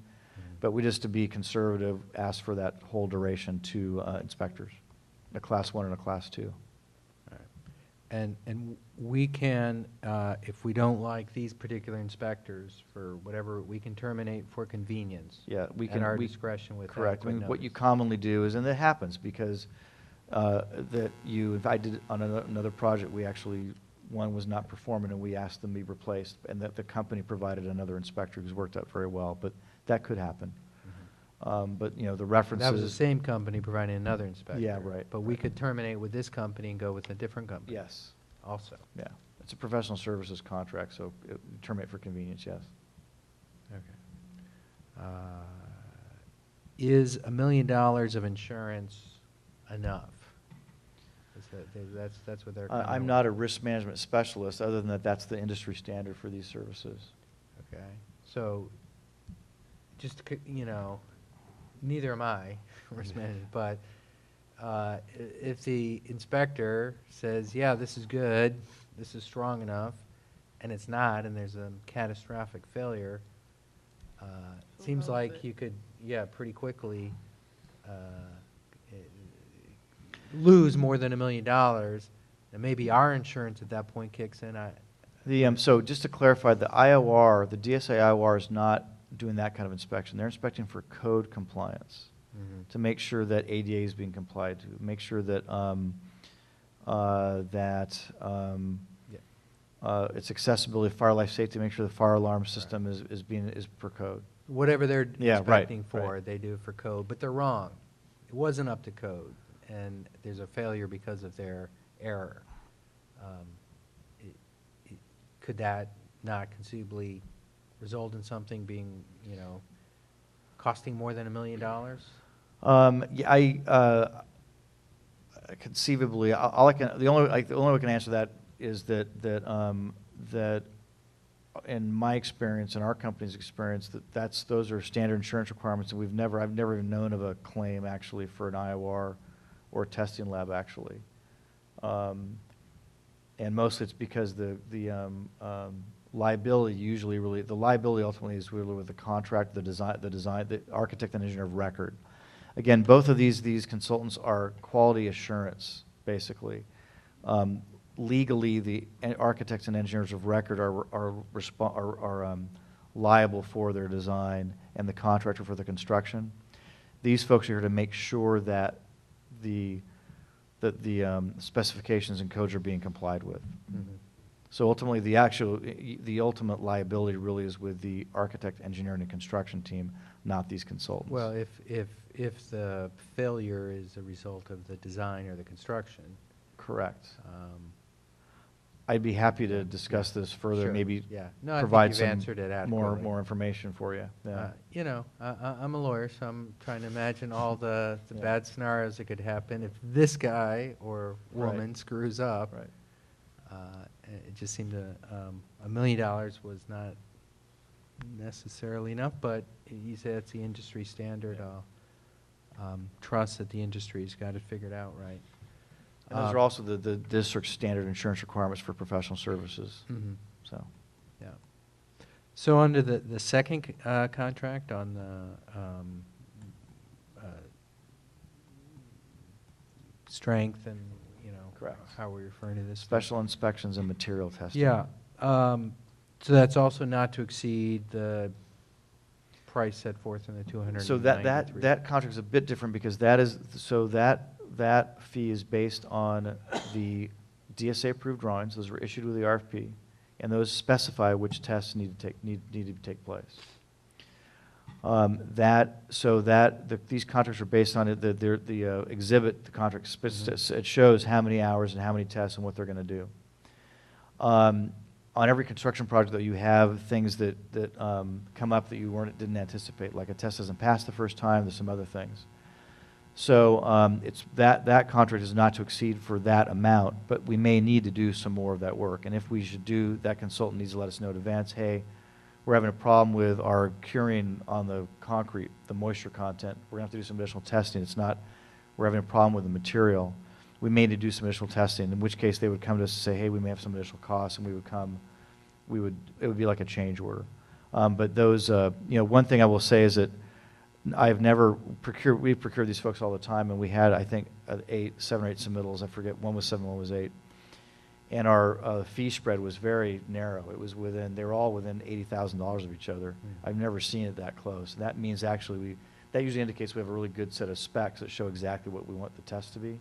So that's a good indicator that we should hit that fee amount. But I would say on probably about a third of the projects, you end up having a slightly more cost for the testing, because you don't know until you do the work what you may require. And it's also the nature of how this industry prices its work. This particular consultant, we've worked actually with all but one of the ones here, usually do an excellent job of maintaining, keeping within that budget. Okay, that's helpful. Identified what I think is an error in the second contract with Consolidated Engineering Laboratories. The second recital on the page 1 seems to be from another contract. It looks like with Youth Together, if I had to. Remember. Okay. The district, the needs special services and devices follows, and then it's talking about the work of engaging students in the ongoing process. Okay, that's probably was a previous template that was missed. We'll certainly change that. Yeah, so I think you want to change that to Yeah, the okay. specific services we need for this contract. Right. Unless they're going to be doing something with our kids. Right. Yeah, unless that's going to be, which, then they need the welcome. fingerprinting. Exactly. But Go they through need the whole fingerprinting. other parts. Right. Yeah. Those were my comments on it Okay. too, thanks. Any other questions on item 5 and 6 before go to the public? Any public comment on this, item 5, item 6? I got a no. All right, back to board for action on item 5. Any additional comments? We do know this is a tonight item. I entertain a motion. Don't all jump at once. I move we adopt the inspector of record contract in item 5. Do I have a second? Second. Any objections to that?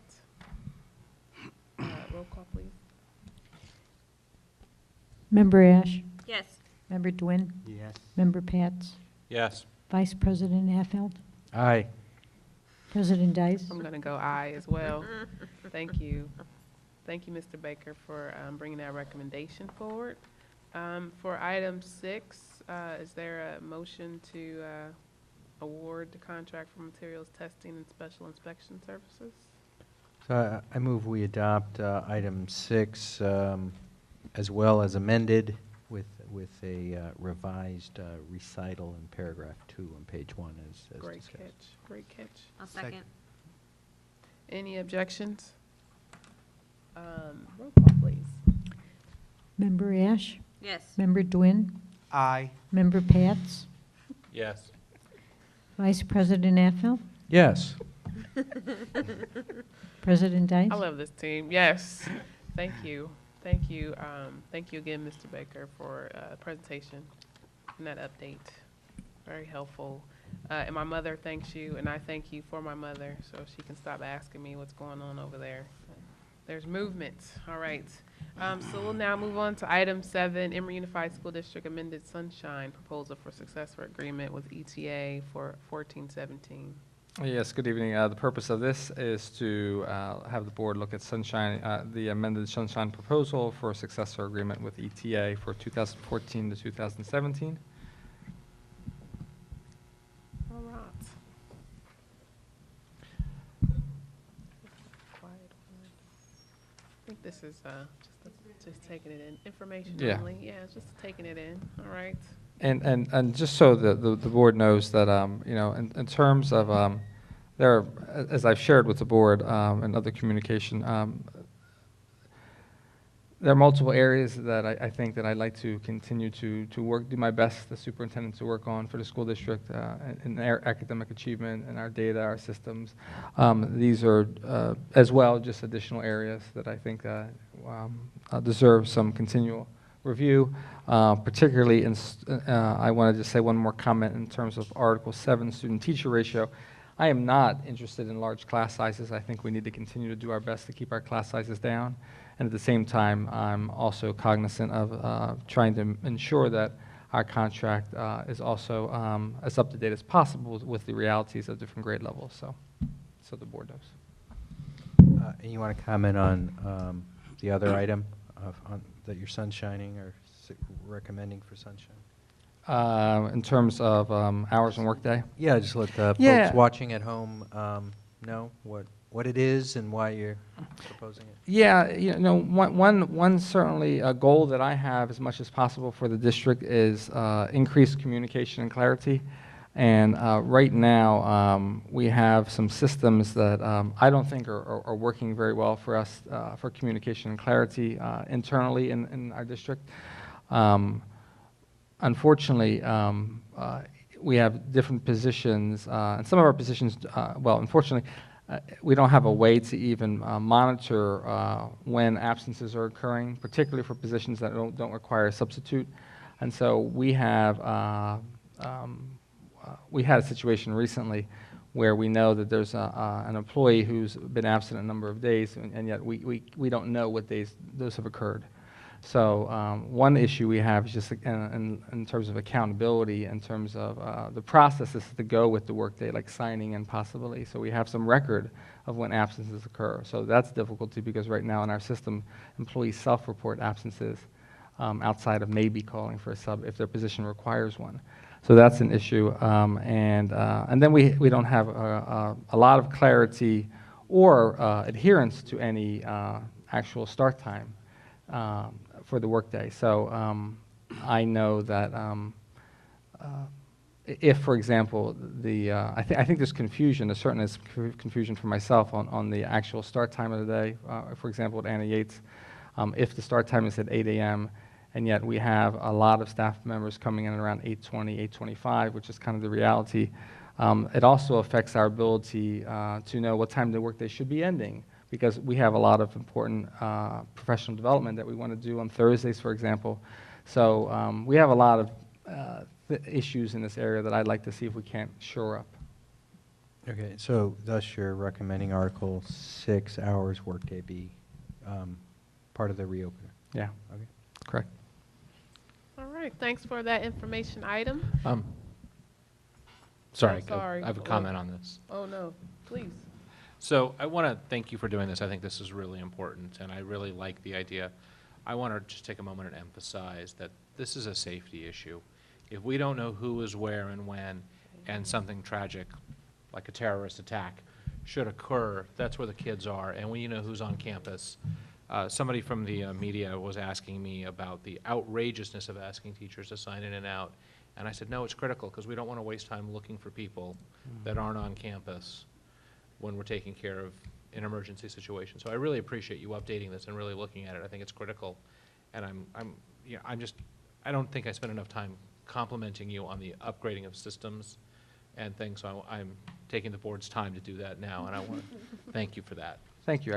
I appreciate it. I'll share also, just as I think about it, I have had staff members who said, and this actually occurred at the high school recently, where staff members will just leave the campus, and that is their only work location, and they won't tell anyone. Yeah. So this is a problem, because in my other district, we have had situations where a student goes missing, and we weren't able to locate the teacher. Right. And if we have a parent screaming on the phone, and we don't know if we need to call the police, and we're about to call the police, and we don't know where the staff member is, and I've had staff members tell me, well, I work really hard, and so I'll be back, and I'll be working late. So it's not okay in terms of safety. So I appreciate your comments. Well, we look forward to the continued efforts bargaining, and we look forward to a positive conclusion. And thank you, Dr. Rubio and board members, for comments.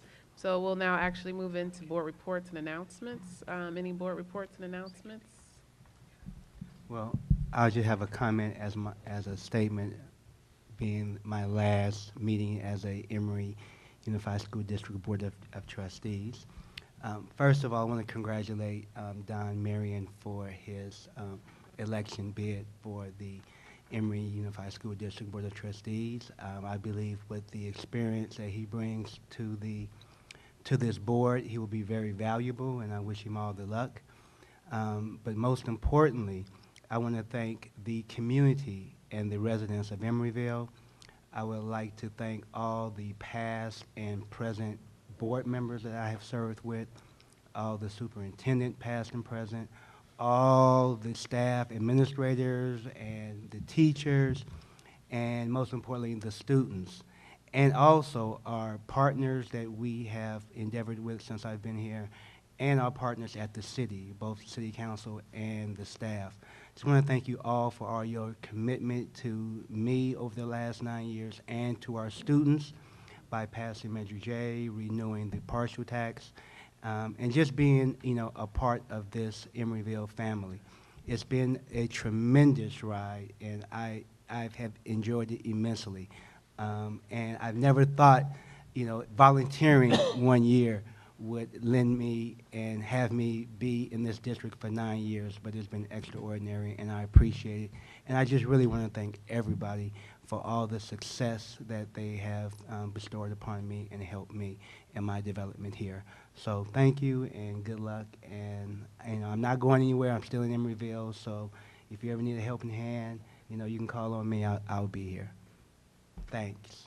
Oh, I wasn't ready. Any other board reports or announcement? I know you'll be here on our next board meeting, so we look to see you then as well. December 10th, be here. Yeah, it's close. You're close. This is somewhat, yeah. Yeah, you're close. But I'm sure you'll be here December 10th. But any other board reports, announcements? Well, the election results are not final and official, so Member Nguyen is anticipating that the current the status is final, and he's probably correct. But I'm not gonna make my comments until we have an official certified result, and I hope you're suggesting that Yeah. that Member Dwin either way be present on December 12th, Oh, it's 10th, 12th, 10th. the 10th, at our 10th, next yeah, board 10th. meeting. Yes, that's the best way to do it. So that if, in fact, the current results hold, that we can properly recognize his service Absolutely, to our district. absolutely, absolutely. Okay. Thank you. Wonderful. All right. Good. So I can prepare my speech for that occasion. It's like, oh, I can do this. All right, any other board reports and announcements? Holding until the 10th. All right, so calendar review. Did she get approval on There is a facilities committee meeting, December 5th here at Ralph Holly. The next regular board meeting is December 10th. And I'll note, I believe December 10th is our annual board reorganization as well. So, and that should also include board committees and people on that seat. So keep that in mind. And as well, we'd love to invite everyone to keep that in mind. I'm sorry, I was moved by the previous two comments and forgot I had a comment or a question of my own, and that was, as I look out at the rows of empty chairs, I just wonder if we would hold this periodically at Anna Yates, if we would get some, Anna Yates teachers and or parents there. I don't know if you've done that in the past. Yeah, we have. We But have I- audio challenges, but that's Yeah. the only thing. And I'm not asking because I live next door to Anna Yates. Be It's so genu- easy. Be it's so just easy. genuinely, just, I feel like if you're a teacher working in your classroom and you might stumble in a meeting on accident or something, I don't know. I just, a thought as I was Yes. looking out at empty chairs, and same thing if parents are picking up kids late. I don't know. Nope, that's an excellent statement. We've made that a number of times. We just had audio challenge, but something to work toward. All right. Do you want to explain what the audio challenges are? Well, I think we had really poor audio issues in our previous meetings that were held at the Annie Yates, and especially the last two. I think no one could hear, and I think just how the setup was. The microphones and the amplification of sound was really bad, and that's because it was usually in the cafeteria space, and it was really bad there. But it doesn't mean that we couldn't do it, but that was just what kind of stopped it happening because it became kind of a challenge. So How about the library? Anyway, we that can- was tight. But yeah, but yeah, something to and that's why ECCL is what it is, that we can be a kumbaya all in one spot too. So I just throw that out. All right. Annual CSBA conference is December 14th through 16th, and I know board members should have or hopefully will make an indication whether or not they'll participate. And we'll now actually move into closed session. May I just remind the board that it could be a very exciting CSBA this year Oh, because that's right. Commissioner Affelt will be presenting at the Commissioner conference. Affelt. I love this. I love this. That is true. Although I don't remember the topic. LCAP. What else? right. LCAP, LCFF implementation, LCAP Really? engagement by Thank the you. community. Oh, and I I'm also, I should, guess that's oh, my yeah. little, I'm actually Good plug. presenting similarly to the Contra Costa County Superintendents on Monday, the 17th of this month with some other folks on best practices for community engagement Nice. around the LCAP. Nice. The work still continues. And I'll just note that there is a board president's workshop that I would suggest anyone who's interested in becoming a board president or who will be the board president participate in that event for during that same weekend of the CSBA conference.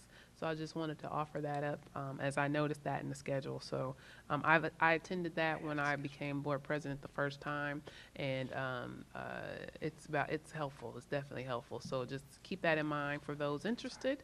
And I think that's on the Saturday before the conference starts. And so we'll now move into our closed session and reconvene open session to report out. Thanks, Brandon.